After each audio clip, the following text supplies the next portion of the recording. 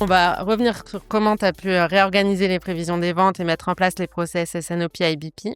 Donc, il y a 9 ans, comme tu l'as dit, il y avait 3 personnes à la prévision des ventes centralisées. Oui. Pourquoi est-ce que tu as décidé de lancer une réorganisation et de revoir cette Alors, prévision en des ventes? fait, quand je suis arrivée, donc j'avais mes demand planners. Une fois par trimestre, ils disparaissaient pendant 1 mois. C'est-à-dire qu'ils parcouraient toute l'Europe pour aller voir, les commerciaux et récupérer, les nouveaux chiffres. Donc en fait, c'était pas du tout une prévision des ventes, c'était une prévision d'approvisionnement de chaque pays. Mmh. La plus grosse peur, c'était, est-ce que je vais avoir les produits pour livrer mes clients?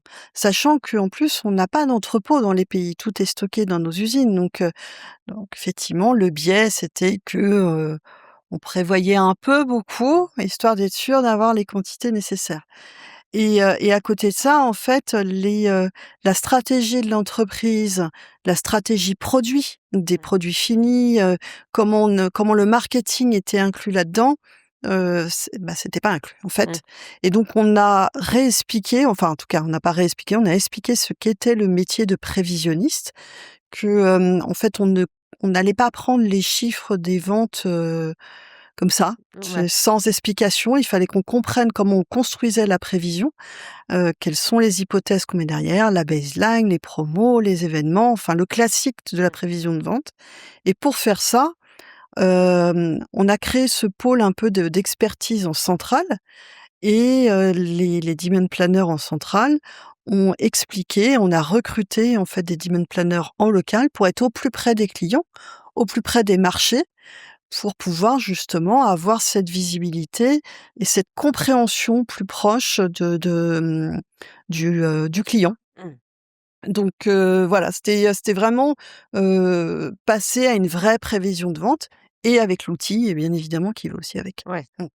Et quel a été, l'impact? Est-ce qu'il y a des nouvelles compétences? Enfin, donc si on parle de prévision d'appro versus des prévisions des ventes à, l'ère de l'IA où, il y a de plus en plus d'aides algorithmiques, on Ouais. va dire, Bah, ça a changé quoi sur les compétences? c'est le changement est énorme et je m'en rends compte encore maintenant.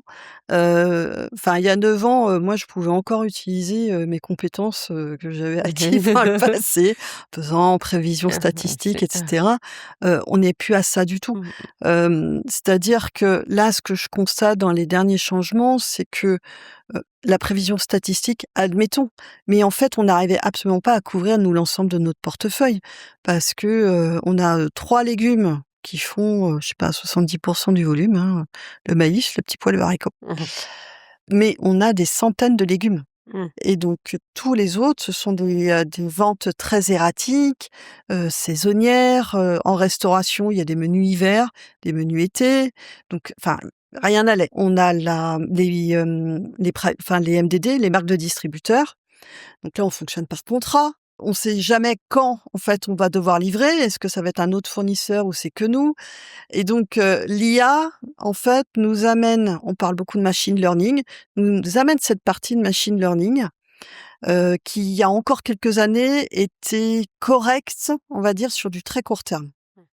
Et là, en fait, on est en train de voir que on arrive à étendre les horizons de temps Mmh. sur, la fiabilité de ces informations et avec une capacité d'apprentissage beaucoup plus importante. Donc le rôle du demand planner va changer aussi Ouais. demain, Ouais. clairement. Et savoir ce qui sera dans 1 an, 2 ans, 3 ans, je sais pas encore, mais en tout cas, il y a cette partie de compétences qu'il faut Mmh. travailler. Ouais. Et juste pour revenir un peu sur l'histoire entre le jour où vous êtes dit: «Bon, ça fonctionne pas, il faut la solution qu'on identifie, c'est de décentraliser» et le jour où, l'organisation cible était mise en place, concrètement, qu'est-ce qui s'est passé et quels sont, a posteriori, les facteurs clés de succès qui ont fait que ça a fonctionné et les difficultés que tu as pu rencontrer et que tu Alors aborderais peut-être différemment si tu as à ouais, refaire? ouais, ouais. Alors en fait, ça a été très vite, hein, parce Mmh. qu'on a mis, je pense qu'en 1 an et demi, on Mmh. avait positionné les demand planners dans tous les pays. Hem, le facteur qui a fait qu'on a vraiment eu besoin, c'est qu'on avait des indicateurs de performance qui étaient très mauvais en termes de prévision de vente, en termes de biais, en termes de taux de service et également des variations sur les quantités à produire. Tu l'as dit, hein, nous, on produit qu'une fois par an. Hein, donc, une fois que c'est en stock, c'est en stock. Il faut que ça tienne 1 an. Il faut que ça tienne 1 an. Ouais. C'est-à-dire pas beaucoup moins et pas beaucoup plus. Ouais. Autrement, dans les 2 cas, ça coûte. Et là, c'était effectivement des variations, mais c'était vraiment très important.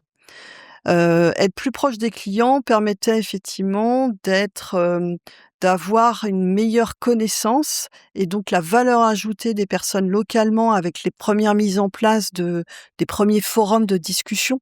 Finalement, entre le marketing, les ventes et la supply ont permis d'améliorer nettement les choses.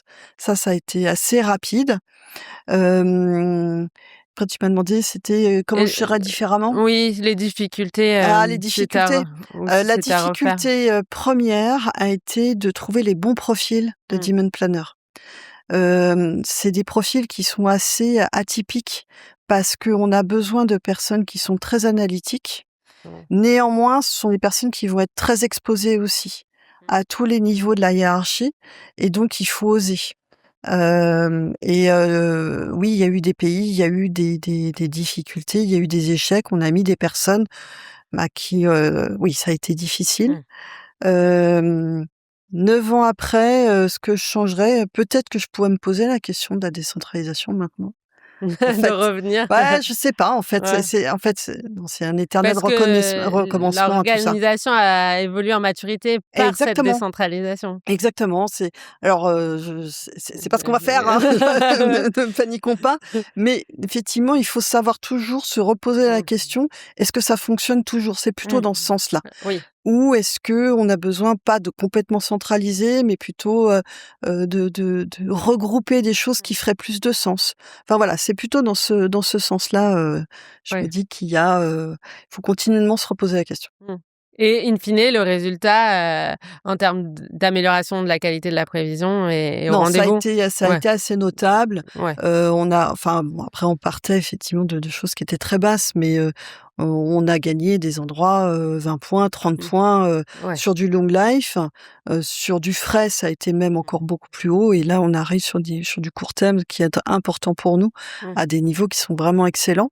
On a toujours des difficultés sur les marques de distributeurs parce qu'on n'a pas complètement la main sur l'ensemble des paramètres qui influent sur la prévision.